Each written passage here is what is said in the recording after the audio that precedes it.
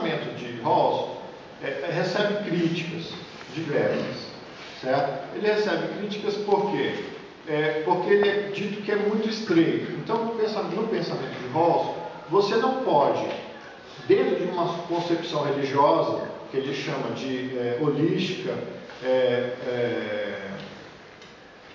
ou global, ele diz o seguinte: se eu tenho um cristão que não aceita aborto de forma nenhuma, eu não posso impor esta solução para um grupo não cristão, porque o grupo cristão está partindo da sua concepção religiosa para dar a solução para o caso do aborto. Então, para o grupo cristão, o que é mais importante? É mais importante a obediência a uma regra divina do que a solução daquele caso. Só que esse tipo de razão não é aceito para quem? Para o grupo não cristão. O grupo não cristão me fala: o que adianta que o seu Deus proíbe o aborto? Isso é irrelevante para mim. Eu não acredito no seu Deus. Certo? Então, o Rawls identifica essa dificuldade de conversa entre as comunidades presentes numa mesma realidade. E ele tenta dizer o seguinte: olha, nós vamos ter que buscar um ponto em comum baseado naquilo que é racional, razoável e racional. Tá? O Habermas parte do ponto, e a conversa com o Papa Ratzinger é uma conversa bastante interessante nesse sentido. Ele fala o seguinte: é absolutamente utópico que você acredite que a grande comunidade, ou que há membros religiosos na sua comunidade, e que eles vão abrir mão da sua religião para ter uma conversa racional com o alheio. Então, o que o Habermas o Rawls é criticado porque a visão dele seria estritamente muito estreita. Ele não permitiria que grupos religiosos se manifestassem de forma religiosa. Esses grupos religiosos só poderiam se manifestar nos problemas políticos quando se manifestam através de argumentos racionais.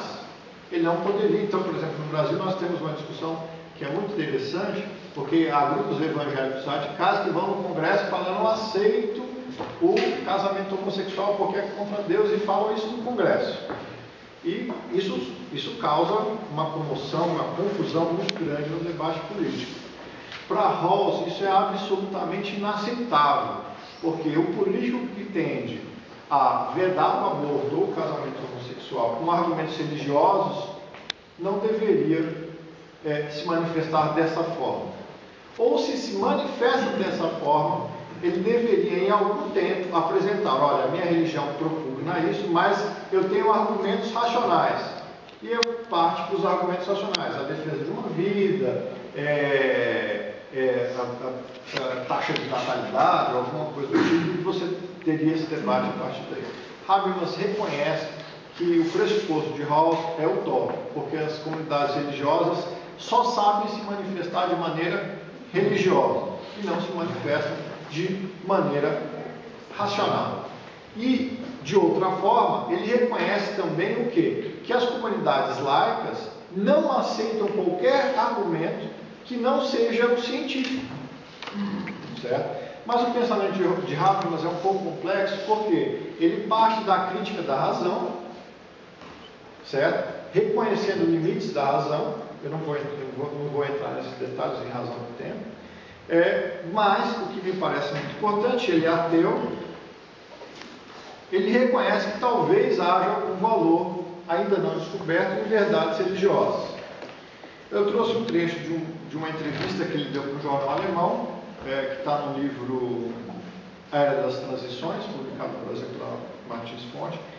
Ele diz o seguinte sobre o discurso religioso. Então, Habermas, na teoria do agir comunicativo, ele propugna justamente um diálogo que tem os fundamentos epistemológicos, que eu não vou discutir. Mas ele diz o seguinte: apesar de ser ateu, ele vem e aceita o argumento religioso. O que ele fala? No discurso religioso estão conservados potenciais de significação que não podem ser lançados fora. eles ainda não foram explorados plenamente pela filosofia, nem traduzidos para a linguagem dos argumentos públicos. Isto é, argumentos que presumiram sejam capazes de convencer em geral. Tentei mostrar esse déficit, ou ao menos o fato que as tentativas de tradução esboçadas pela filosofia serem claudicantes, tomando como exemplo o conceito de pessoa individual, o tema que a professora Rosa mencionava que ela gosta, que foi articulado desde o início com toda a clareza na linguagem religiosa das doutrinas monoteístas.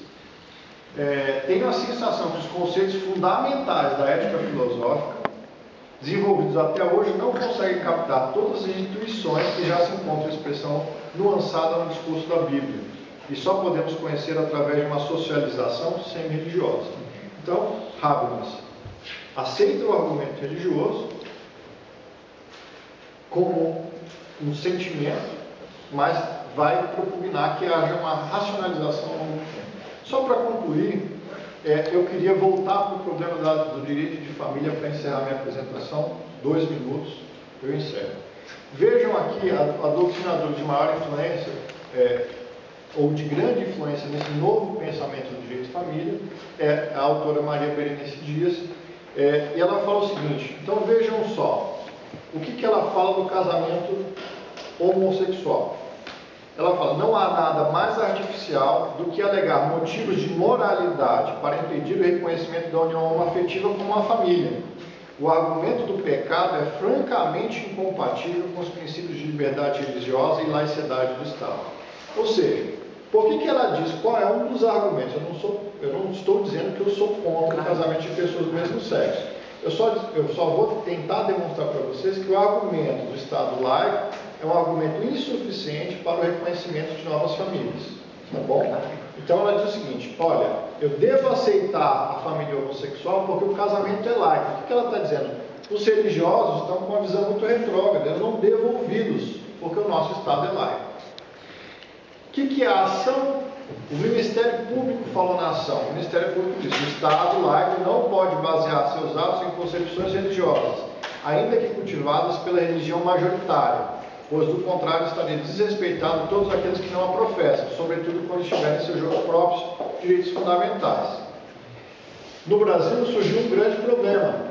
Eu devo aceitar famílias plurais, um homem e várias mulheres, ou uma mulher e vários